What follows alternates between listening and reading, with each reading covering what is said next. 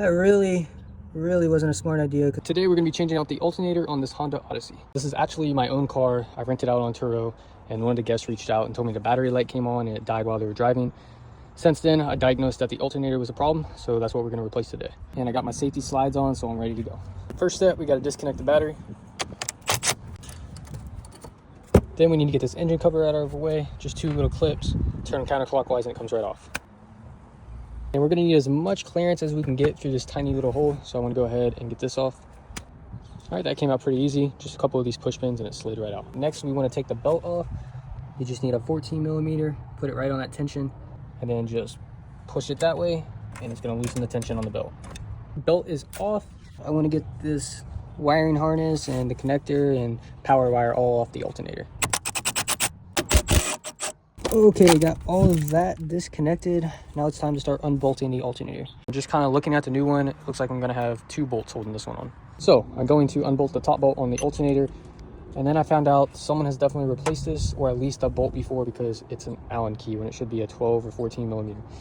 So I forgot to bring my Allen key sockets because I didn't think I was going to need it for this job. So I got an Allen key, and then I got a makeshift breaker bar. Hopefully I can crack it loose with that. Hey, I think we got it. Got it out. There was just a 12 millimeter on the top, and then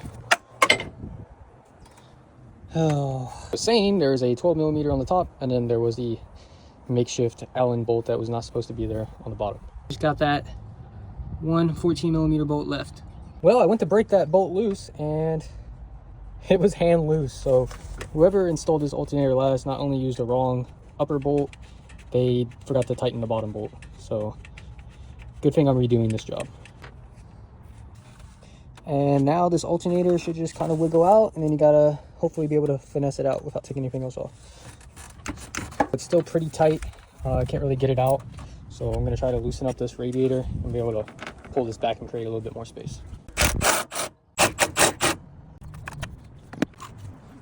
And now we kind of peel this back and hopefully be able to create enough space to pull it out. Okay, making progress. Almost got it out. I am struggling to get this alternator out through here. So what I think I'm going to try to do is disconnect this fan, pull it out, and pull it out through here. Well, trying to get the fan out. Now, this is in my way. And then the goal is to peel this back and then pull the alternator through here. Well, that really wasn't a smart idea, because now I just cracked my fucking radiator. And now I have to replace the radiator as well and put new coolant in it. So that's fucking great. But hey, silver lining, with the radiator out, the alternator should come out no fucking problem.